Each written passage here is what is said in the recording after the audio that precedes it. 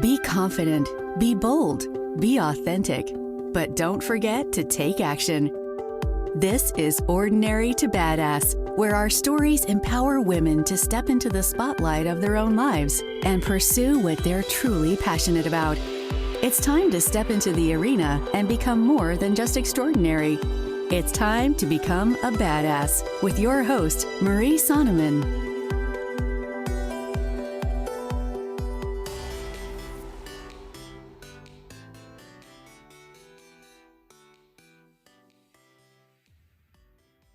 Welcome to Ordinary to Badass, episode number 54. In this episode, I will be talking with Tiffany Ranalli. So, Tiffany coaches people on tarot, and I will be honest with you. Prior to meeting Tiffany, I thought tarot was a little bit weird, a little bit out there. But honestly, she's a friend of mine, and also talking to her on this episode and just in life, I love her mission and what she's about. And she might have a slightly different take on tarot readings or tarot cards. But sometimes that's what it takes for you to change your mind or for you to pay attention to something. So in this episode, we talk about what Tiffany learned from traveling and what it was like to go from New York to Montana and how Tiffany got out of an abusive relationship. And lastly, how Tiffany uses tarot in her everyday life. Stay tuned. You're not going to want to miss it.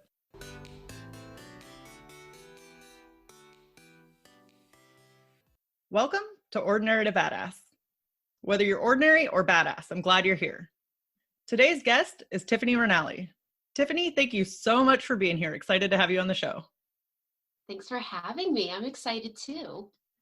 So before we go any further, I've got to ask you, do you consider yourself ordinary or badass? I definitely consider myself badass. Love it. Own it. Can you explain, why do you feel badass, or have you always felt that way? I haven't always felt that way. It's something that started happening, I think, by accident, and then I did start to own it. But I feel this way, I can encapsulate it in the idea that once I realized that following the rules was actually not getting me anywhere, and that every time I broke them, my life got better, that was kind of the kickstart for me. Was there a specific instance where it kind of changed for you, where you broke the rules and then you're like, oh. Oh boy, yeah, there's a lot of them. But I want to think of because, becoming a badass didn't just happen overnight. Right. It's a series of circumstances where you are challenged to the maximum and you got to pull everything out, right? The stuff you didn't even know you had. And so I think that maybe my first experience of breaking rules, so to speak, was I was trying to get out of a relationship that had been abusive. And what happened was oddly enough, I'd gotten into the relationship because of all these rules I thought I had to follow from society, and family values around just relationships and being out in the world and stuff. And I wound up in this relationship that was terrible. And it was the moment that I realized I needed to get out of that relationship, which took a while, Yeah. And what happened?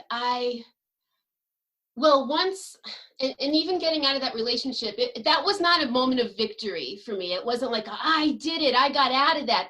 There wasn't, he dragged me around till the last minute, Mm-hmm. It was kind of a humiliating experience. But what happened was, once it was over, I suddenly, and I couldn't have defined it at the time, but I just suddenly realized that I really was craving freedom. Yes. Freedom. And I could not have explained that. What happened was there was just a feeling inside of me. It was making me do crazy off the wall things. And it was because that little seed of freedom had finally sprouted, and I never knew it before. So, I started doing things a lot differently. That was probably my first break with following rules, was getting out of a relationship and then like staying out of one for a long time. Yeah. And I think that's so important because a lot of times we let those bad relationships define us, or we can easily dig a hole and beat ourselves up for being in those bad relationships instead of either celebrating getting out or allowing yourself the freedom to just feel how you want to feel and do what you want to do. So I love that. Exactly. Yeah. So Tiffany, can you give us a short bio and tell us a little bit about yourself? Yeah. I feel like my life is really characterized by the number of places that I've lived. My father was in the Air Force. He was a navigator for B-52s.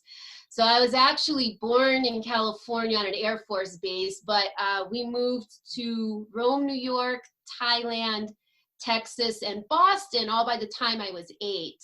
And then my parents moved to New York State, not the city. And they lived there, they settled there. And then it took me a while to graduate from college, but I finally did. And then I continued to move. I moved to Arizona, then I moved back to New York, but I went downstate. I lived with my brother and his death metal band for a number of years. Then I moved to Europe. I tried to set up in Barcelona, but it didn't work out. So I wound up in Poland for the rest of the year. Came back, got my master's in teaching English as a second language in New York City.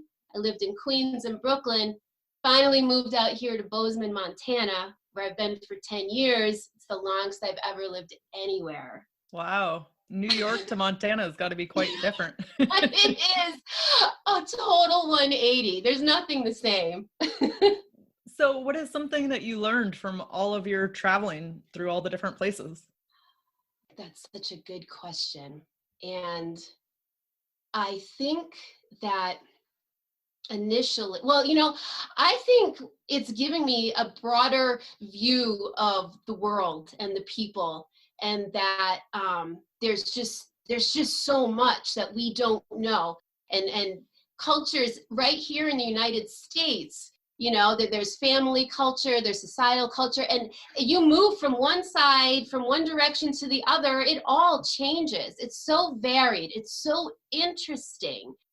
And so for me, it's always been frustrating when people, without having had the experience, maybe, are down on this or that about a group or an experience that they've never had before. Because and then I'm not saying I agree with everything either, but I've been around all these places and I have a deep appreciation for the variations and the differences in people. Yeah. I think it's so funny or interesting though, like how everybody can be so different, or there can be different variations or different traditions or way of doing things in different states, but yet people are still very similar. Yeah. And I feel like it's important to remember that, because I read something somewhere and it said, it doesn't matter who you are, where you come from, or, what kind of value system you have. In the end, everybody wants to be happy. Everybody. Yeah, right. To be happy and connection, probably. Yeah. Even, I totally agree with that connection. We're really not meant to be islands. So can you tell us a little bit about Tiffany Lives Tarot? Yeah. So that's my website. My website is tiffanylives.com, but that's where I host Tiffany Lives Tarot. And I've been doing tarot for a little over 25 years now. And I started the website because I'm a very down-to-earth, grounded, kind of no-nonsense person. And but at the same time, I think tarot is characterized as kind of airy-fairy, out there, weird stuff. But I use it very practically. And I felt it's helped me so much, using tarot to help me be proactive about my own life, that I just wanted to share it. It doesn't have to be just some, I don't know, crazy talking to the stars kind of thing. It can actually be very practical, personal, and down to earth. What is a misconception that a lot of people have about tarot? Well, I think there's a lot, but I know that one for sure is that, you're kind of dealing with the devil, so to speak. You're maybe communicating with bad spirits or Satan himself, things like that.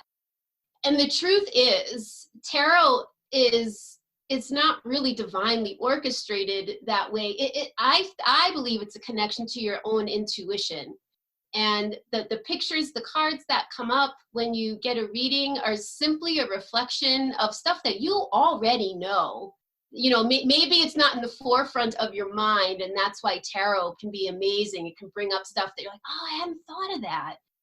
But yeah, it's really just a reflection of your own energy, of your own intuition. It's not run by scary spirits or anything like that. Okay, so weird question, but so if I was doing a tarot reading or had a coach or somebody like you doing tarot, if you're looking at the stuff, how does that connect to my intuition?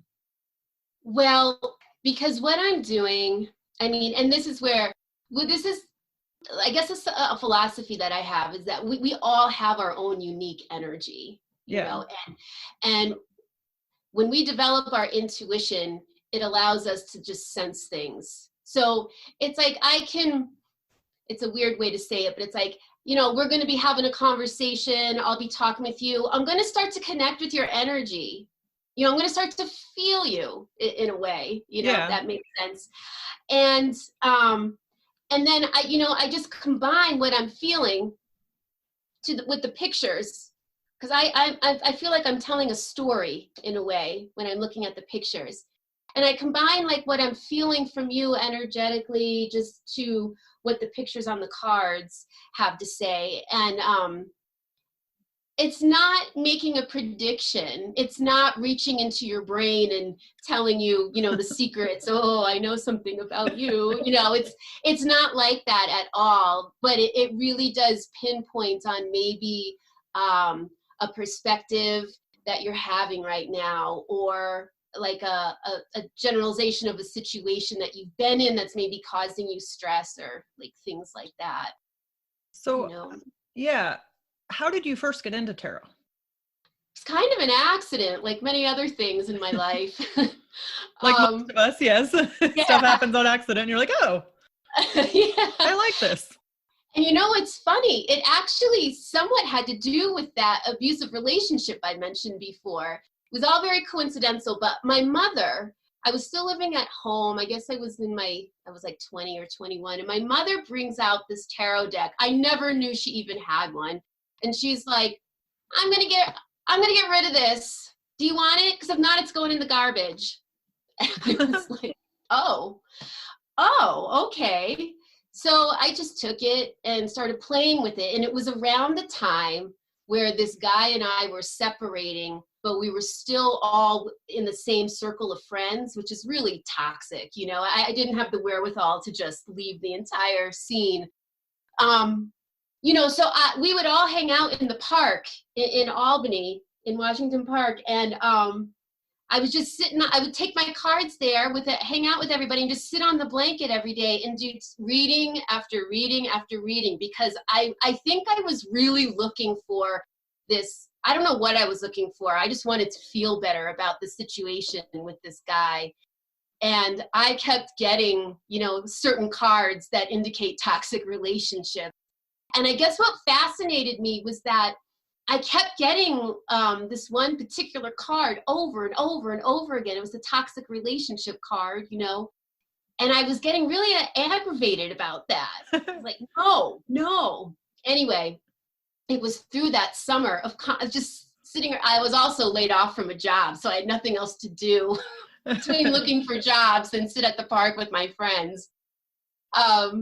So yeah, it was just through like using it over and over again that summer, but also like that, I don't know if it's irony, but like the synchronicity of getting that same card again and again until I finally began to let him go. And when that happened, that card stopped showing up. Yeah. That's funny. Like you'd never figure, huh?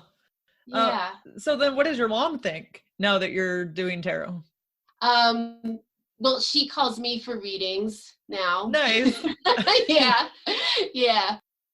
She really likes it. She really likes, the website and the articles and stuff. But I think for her, it helps her get a perspective that she's not going to come to on her own, because she's, from her perspective, it's very subjective.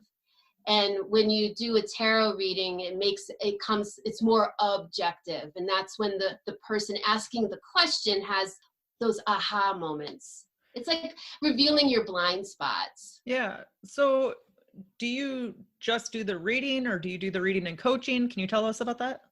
Yeah. So, I do one-off readings for people, and a lot of people like that. I also do, like, you can purchase more than one reading. I had a person come to me for like 4 weeks, or maybe it was 6, about a particular thing he was working on.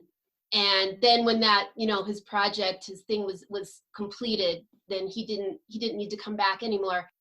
But he was like, it really kept me on track, so you can use it that way. But yeah, I've been developing a program to help people get more in touch with their intuition. And that does not entail the other person needing to read tarot. I use it to help people get in touch with their intuition. Yeah, that's kind of in the works, but I am working towards like developing a little coaching. Yeah. So Yeah. I'm such a believer in like listening to your intuition and what your gut is telling you. What is something that we can do to follow our intuition or to listen to it more? Yeah. I think that, and I feel like people don't like this answer, but it's really about taking the time to like find some stillness. And I don't even mean meditating, because that word aggravates people, and it can aggravate me too. But it's like this. I think that our intuition speaks to us in like very subtle, quiet ways. And our ego is more like that clamoring bang, bang, bang, Yeah. noise in our head, that voice in our head. And it can be a challenge to pick up on your intuition. But it's about, even taking a couple, I always tell like my clients to take 3 deep breaths, because that immediately shifts your awareness. And when you're present, you're intuitive. It's immediate, So I guess I would say, take 3 deep breaths, because that right there is stillness. Then get on with your day if you don't have any more time, because I understand that too. But it is about finding those moments of stillness, which equal like a moment of presence. How or when do you incorporate that in your life? Oh God, every day. Every day. Because when I moved out here from New York, like my life was a train wreck. And it was only through a long process of reflection and understanding that need for stillness that I really started focusing on myself, because I knew I had to like reinvent myself. So it came to a point where I have consciously carved out time in the morning for myself before I get out of bed, before I start getting ready. The most thing I'll do is make coffee, because that makes my morning thing more enjoyable. Yes. And I found that's really important too, is like enjoying things. But like I'll take that time in the morning to set my mind for the day. And then I actually have a reminder on my phone, because I'll do what I do in the morning is a little card reading for myself to help me focus for the day. But then I'll keep those cards somewhere, and then my reminder goes off around 1 or 1:30, and it says review your cards now. But that helps me reconnect. So I put out the cards, and then it helps me remember that nice quiet place I was in the morning. Oh, that's cool. Yeah, because then it helps me remember what I want to focus on. In like a spiritual sense, I get refocused. it gives you a minute of pause during the day. And then sometimes I'll even look at them as I'm going to bed to see like, okay, well, what transpired here today, or what did I learn? And even before, like if I'm about to write a blog article or something, I'll take those 3 deep breaths, honestly, and just like focus. So let's pivot and talk a little bit about your wins. Can you share with us what's something that you're most proud of accomplishing? Yeah, I think I am most proud of the way I've set my life up out here in Montana.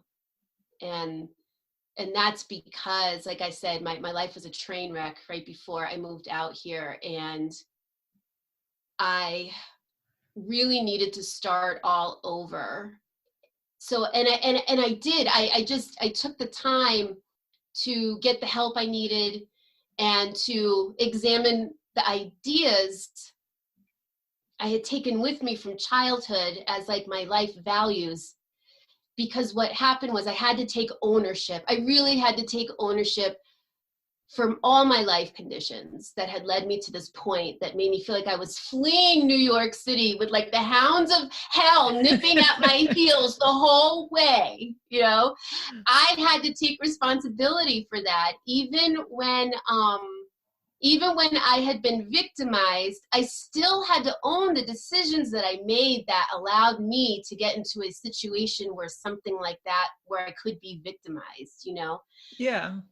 And it was really through doing that I was able to, you know, you almost come clean with yourself. I think I'm now the most authentic version of myself I've ever been. And my quality of life, I mean, compared to life prior to this, it's just through the roof, and I'm not even finished, you know? So do you think that came from just taking ownership, or where do you think that came from? Yeah, you know, it came from that. And for me, I had to surrender. I was trying to do everything myself. And I think I had taken this notion of a strong, independent woman on a left turn somewhere. I got somehow thrown off, distorted, you know, and because what wound up happening was I just suddenly, I had nobody and totally broke. And it's like, this is not strong independence, you know. I think independence means like not being afraid to incorporate people in your life and being able to set healthy boundaries at the same time. And what wild tangent was I going on? Oh, just how I was like, yeah, I was trying to do everything myself, being really like strong and independent. But this was a hard thing for me to accept, but it was almost like I literally had to let God or the universe or something bigger than myself come into my life, because me trying to do it with my own brain power was just sinking me. I had no faith that anything was gonna swoop in and save me. That idea was ridiculous to me, you know, like, and then you go through your mind, oh, where was God during this and during that? And it's just frustrating. And so what I did was I couldn't turn it over to God because I had a very bad connotation, like that had a kind of bad connotation for me. I had to turn it over though to what I called my intuition, or like that higher power, that just that other sense that we all have. When I started giving like my situations over to that part of myself, like my anxiety was starting to decrease, you know, things started shifting in little ways. And then it would, you know, kind of snowballed from there. So what would you say to the woman that's either in an abusive relationship or she's trying to get out and to make a change? Just what would you say to her? I mean, I know it's so different for everybody. I would say that the saddest piece is that, you know, you don't recognize your own unique value, and you've probably had a lot of life experiences that have conditioned you to believe that you are undeserving, that there's nothing better than this. I had to suddenly start believing that I was worth something, but I feel like saying that as an answer is so cliche and not helpful. You know what I mean? I'm trying to think like, well, what did you find on the other side of getting out of that relationship? well, you know, I found that I thought I didn't matter. And that, and the idea that I did matter took a long, long time after that situation to build up in myself. I want to pause for a second and reiterate what Tiffany just said. She was kind enough to be vulnerable and share her story, but if you're going through something like that, I want you to know that you matter and just take the next step. A lot of times we think that that confidence and change happens overnight, but it is a journey. It takes many steps, so just take the next step. And remember, you are worthy, you matter, and don't let anyone make you feel like you're less than. Okay, let's get back to Tiffany. So when you moved from New York to Montana, what's something most people don't know about what it took to accomplish that, or what it took to do that? It really took a lot of courage because it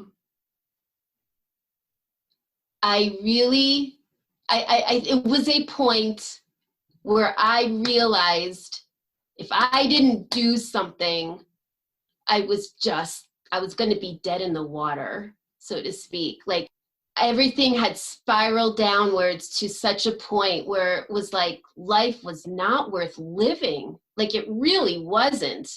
And if it was going to be that way, then what for? And I had to dig so deep inside of myself for like that little piece of light, that little piece of energy, spark, to just get me on the plane. Because I was terrified to even get on the plane. And I have cousins out here, I had people out here waiting for me. I wasn't flying into nothing and nowhere. It was so scary. And the idea that it's this, or it felt like, you know, a life or death situation. Yeah. But how many people did you know in Montana? 2. That's terrifying. Anywhere where you go and you only know 2 people, that alone can still be terrifying. So don't undersell yourself. That's still terrifying in itself. Oh my God. Yeah, it's true because it's so different out here. Oh, and I was coming in the middle of winter, and winter out here is dark and the snow is deep and it's like sub-zero. Yeah. And all because my desire to like live a better life finally, or it's like I finally realized I deserved better, you know, just like getting out of that abusive relationship. It's like, you know, I deserve something better than this. I don't know what exactly, but I deserve better. And that's how I felt coming out here. And it was that was the spark. That was the spark. Yeah.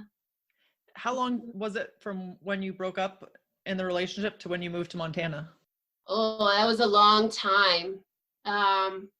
That guy and I, we finally broke up around, oh God, it was like 93. And then I moved out here on New Year's Eve of 2010. So yeah, I think it's interesting though, because while I don't think that, and I'm not saying this is what you were doing, I don't think we need to run away from our problems. I think that sometimes like a different environment can definitely help or bring new energy. Absolutely. It was like, you know, and I moved around so much that like what I have a certain feeling of like, you know what, this place is used up for me. The place where you live, like you really need it needs to energize you. And that doesn't mean you don't have to do any work to make it energizing. You do, but there's got to be like some reciprocity with the energizing. It energizes you. You have energy to put back out there. And when that fizzles out, it's just time to go. Yes. So, Tiffany, let's pivot and talk a little bit about your struggles. Tell us about a time when you gave up, but now you wish you wouldn't have. Well, yeah, I have this story from high school that it still bothers me today.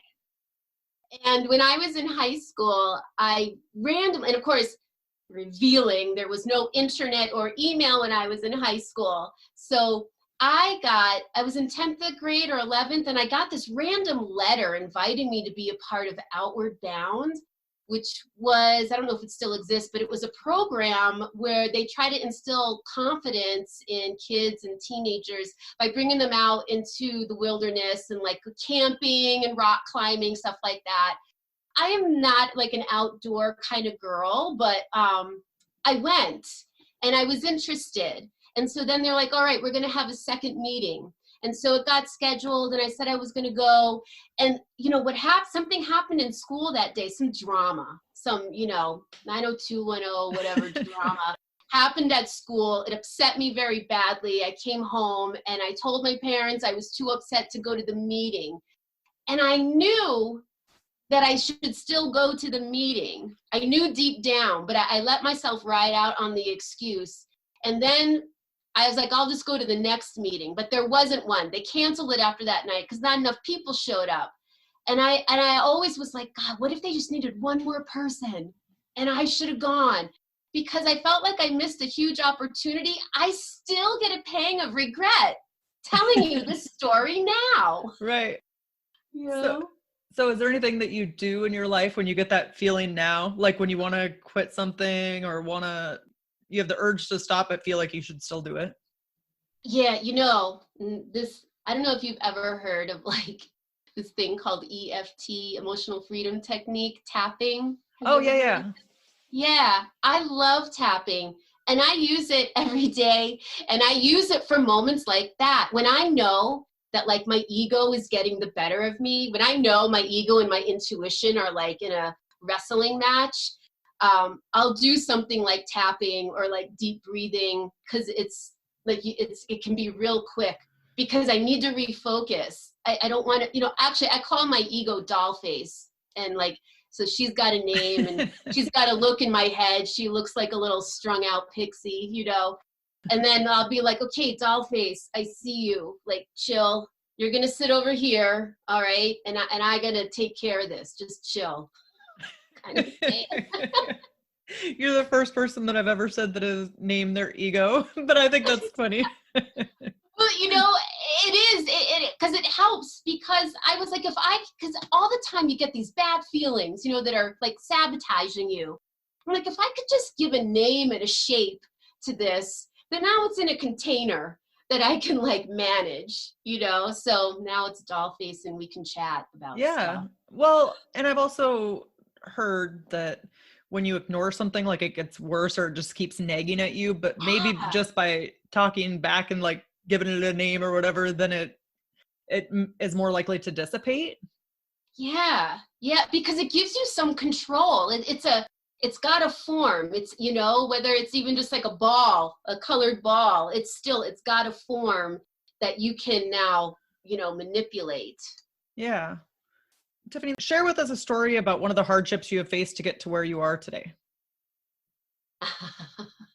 Yeah, I've got a story, I think. And it, because this was part of my journey to self-worth, which is what I was trying to get at before with like leaving the abusive relationship. It really is a journey of self-worth. And so, let's see, we'll fast forward to 2003-ish or 2. I went to Poland to teach English as a foreign language. That was like my big escape from the United States for a while.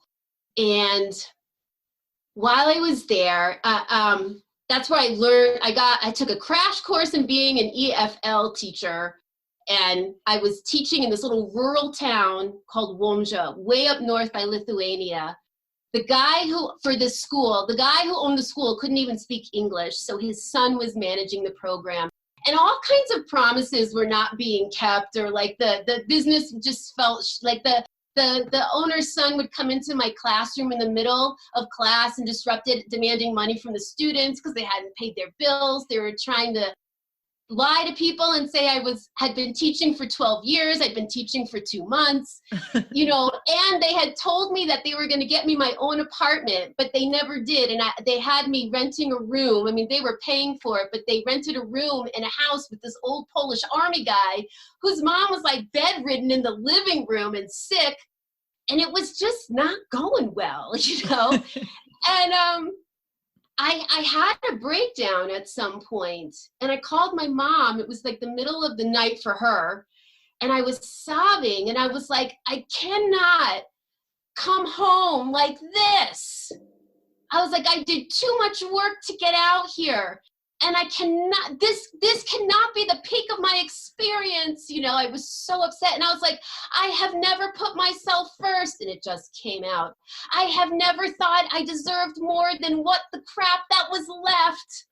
And wow, that, it's like I felt stars falling through my skin or something, like the tingles of revelation and awareness. I was just like, and my mom was like, you're right, honey. You're going to have to stay there until you make this experience what you want it to be. And I knew that was true. So did you? And I did. Yeah. I got really sick while I was out there. I was so congested that I literally couldn't hear very well anymore for weeks. And still, I packed my suitcase and I took a train all over Poland, which is a pretty big country, looking for a new job, looking for a new school to teach in. And I found one out in this little town called Myślenica, right outside of Warsaw. And the guy was great. He understood education and pedagogy. And he was like, you got to look out for these, they call them the Wild West schools. He's like, because there's just a get rich quick scheme for most people out here. He really knew what he was doing. So he took me in. I went back to the school and quit. And I did. I wound up having an amazing experience. The teachers were all fabulous. The students were great. Like the school was a real community. So I suddenly had friends and people to socialize with. I started learning Polish, because all I knew how to do was swear from my grandmother. But yeah, and I did. I came home in victory. I stuck it out and I came home in victory. Yes. I think that's such a cool story. Did that teach you then to start putting yourself first after that?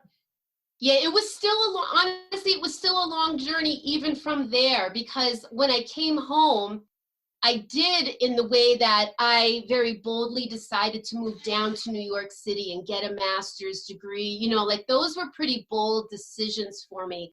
But then the experience of living in New York City really trampled me down, So then there was like a whole other layer of self-worth that I was now and that didn't work out so well. I feel like I really got crushed until I moved out here. Yeah, but I think we always picture life to be like it is in the movies. Like everything's going to be perfect, or I get a certain age and it's all just going to work out, and it's just, everything I want is just going to happen, and nothing tough, comes your way as an adult, but that's just not true.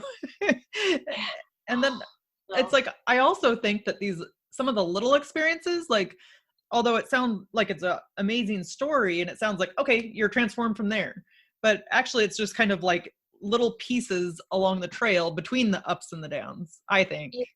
No, I so agree with you. And I feel like that is highly overlooked in all these self-help, self-improvement stories of transformation.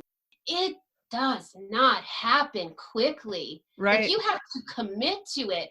And yeah, when those big stories happen, well, good, because those are like the shock waves, those are the things that really shake you up and wake you up. Yes. But it's what you do from that doesn't transform you. That just wakes you up. It's what you do with it from that point. And that's the work. That takes a while, and it's not linear. And I think people get lost in that, you know?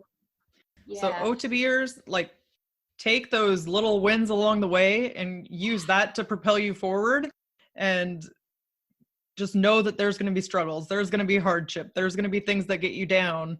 But it's something that we all just have to keep working on. Yeah, because every single success, no matter how small, it adds up. You put it like in that jar and the jar gets full. Yes. And even the tiny, because I think it's the tiny little wins along the way. And then, kind of just like rain falling onto something and then it gets saturated enough and it all spills out all over the place. That's the experience that wakes and shakes you. But you need all those little drops before you can get to that experience. I don't think we realize it's happening. Right. No, I love that analogy. So let's switch and talk a little bit about your mindset. Tell me about your mindset and how it has led to your badassery. Yeah.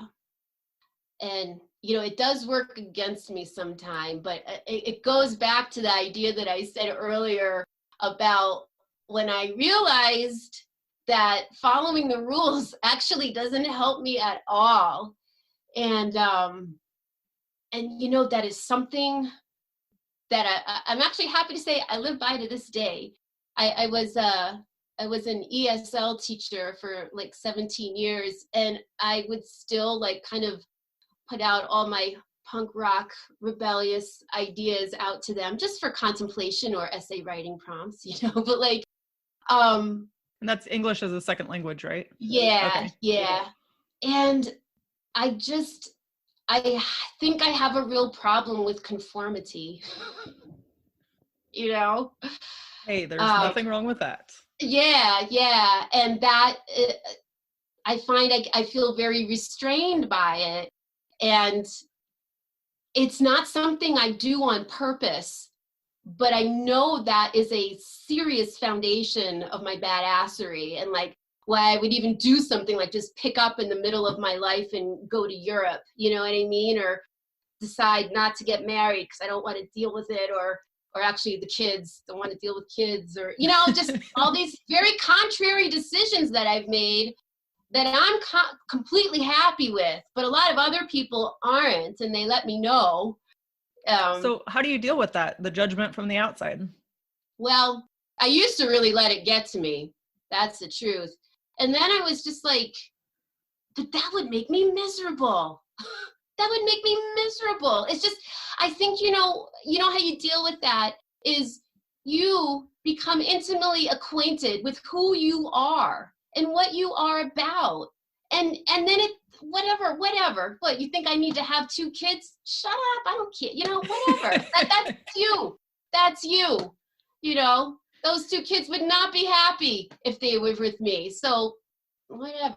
It's just other people like, throwing their value, uncomfortable because you're not following their values. Right. That's something I've come up against a lot, is just, no, I'm sorry, I don't share your values about this. And we're going to have to find another route to friendship or this relationship or something if we think that it's worth it. Because the more I get to know myself, the more strongly I can stand in my own sense of self and self-worth and self-esteem, the less I care at all what anybody has to say. Not to the point of rudeness, though. Right. No, but I think that's powerful. And I think that the more you use your voice, the more confident and comfortable you feel with it. And it's harder to go back the other way. It is. And I feel like with my blog at tiffanylives.com, that's been a really awesome platform to just kind of like get my point of view out there in a way that's not intrusive, because people generally sign up. I don't go out and capture them. So, You're not kidnapping people? I'm not kidnapping people right now. I'm not in the pirate business yet. No. So can you share one of your mindset hacks for confidence and self-esteem? For me, it's really about searching for a feeling of well-being. And when I'm in a space of I'm losing or lacking confidence, whatever reason, or I'm just in a bad place, it's a good time to step away, back off from whatever it is that's troubling me or causing my, unease, and remember what is actually working in my life right now. That there are things that are successful, whether big or small, does not matter. But regardless of what's right in front of me, there are things in my life that are working. And that is the exact moment to reflect on those things that I have done well in the past week, or that I feel good about, or, I'm not great at visualizing, but I am really good at being like, okay, yeah, this sucks, but, I had a great conversation with my mom the other day, or I gave somebody was really charged up when they left my tarot reading. Or I did every single thing on my schedule today. So, it's looking at what's successful in your life right now, because there's always something that is working. Yes, I like that takeaway, because it's so easy to feel like, everything's gone to shit, Yeah. And you just fall down that spiral. Yes, the rabbit hole. Yeah. No fun. But no, I like that takeaway. Do you have a mantra or meditation practice? I think that for me, like, my meditation practice is actually reading the tarot cards, because I see in the story that the pictures have out, like, where I've been, where I'm at right now, and, like, for the best possible day, this is something I need to remember. And the cards will lay that out for me. And again, like, when I'll pull them out in the middle of the day, and then again at night. And that really keeps me on track, because tarot is something that really works for me. I like that. And then also, figure what works for you and incorporate more of that in your life. Yes, because even just 5 minutes, because that's what that's what I'll tell my clients too, with like coming back to center or being present, is like, just breathe 3 times and get back to what you're doing. Like, it's going to make a world of difference. It doesn't have to be a long sit down, 30 minutes, total silence kind of thing. And maybe that's just what we do. We make it more complicated than it needs to be. I think so. I do think so. Yeah. Yeah. So, Tiffany, let's pivot and go to badass advice, and this will be more of rapid fire. So, what was your turning point for accomplishing your goals and becoming a badass? It was definitely ending that relationship, getting out of that abusive relationship. Yeah. I really broke out of a serious mold when I did that. Do you have a morning or an evening routine that you can share with us? I get up, I drink a whole thermos of water with lemon, at least 32 ounces. And then I make coffee. Then I do my tarot reading, and I spend anywhere from 15 to 30 minutes just absorbing what I think the message of the cards is for that day. And I just let it be my time. What is one thing that you've learned from a woman in your life? Yeah, definitely leadership. My first real serious job, I was working in a group home for developmentally disabled adults. And I had been hired as the assistant director for a program for them, but for them who also had Alzheimer's. And through a series of strange events, I got named the director before the program even opened. And I had never supervised anything before. And I had to create the program from the ground up.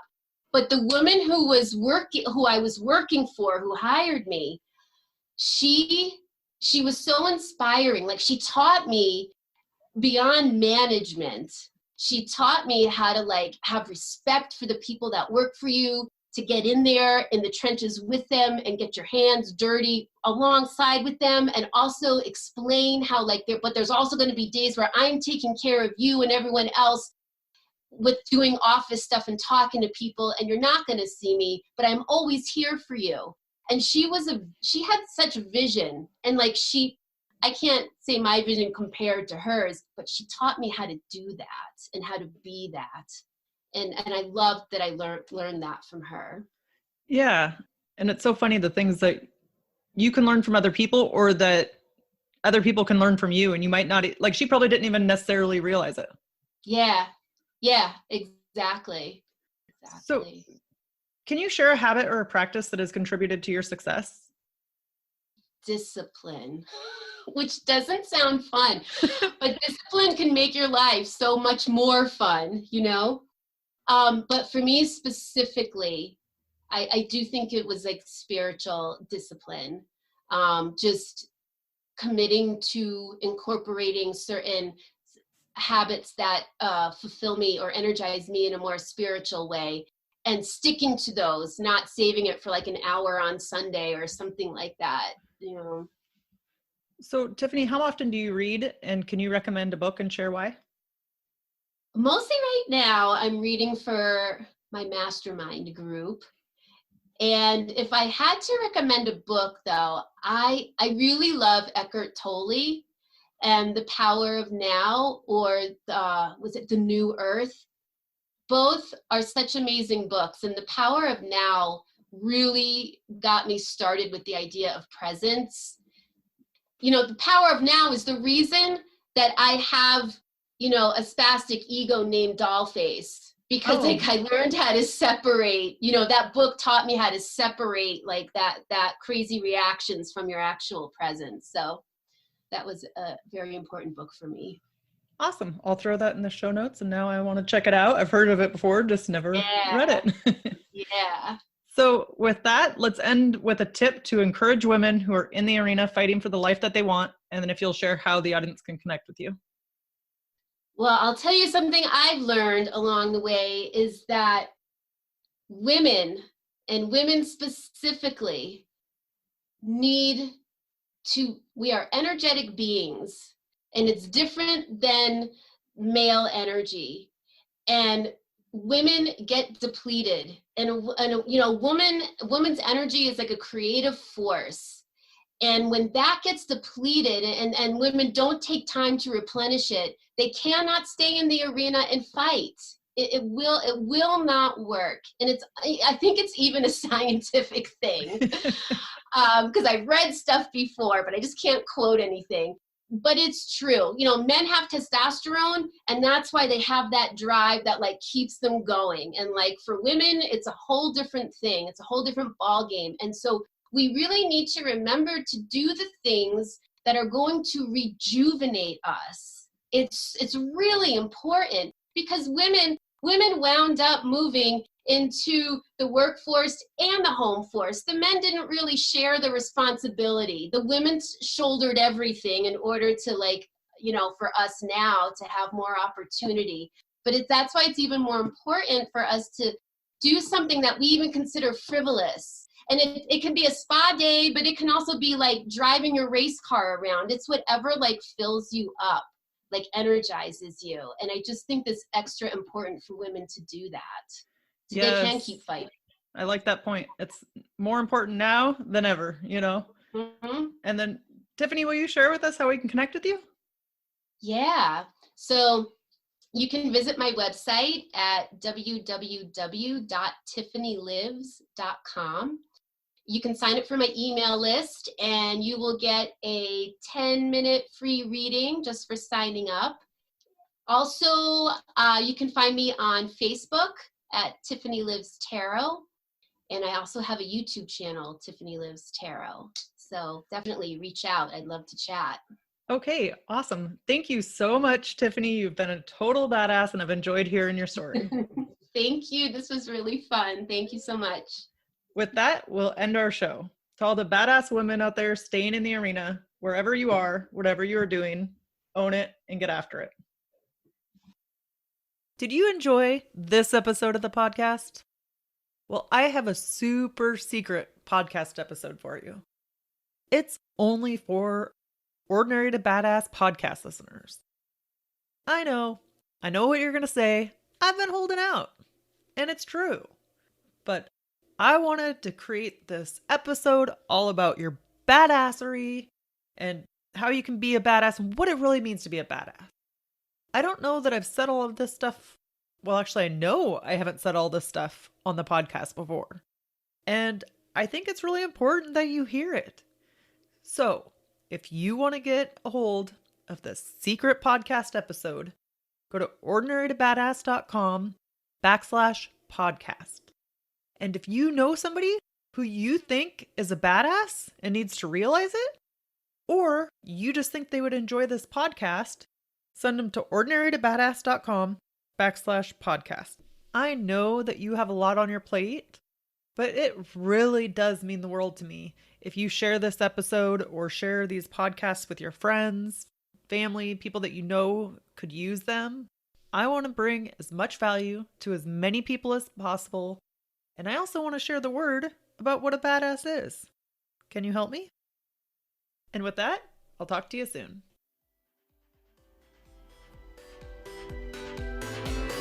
Now that you've listened to this episode of Ordinary to Badass, we want to hear from you. Go to our website, ordinarytobadass.com/podcast, and submit your own experience on how you took your life from ordinary to badass and get the chance to be on a future Spotlight episode of the show. That's ordinarytobadass.com/podcast. While you're waiting for the next episode of the show, wipe off the sweat, dust off the dirt, and get back in the arena.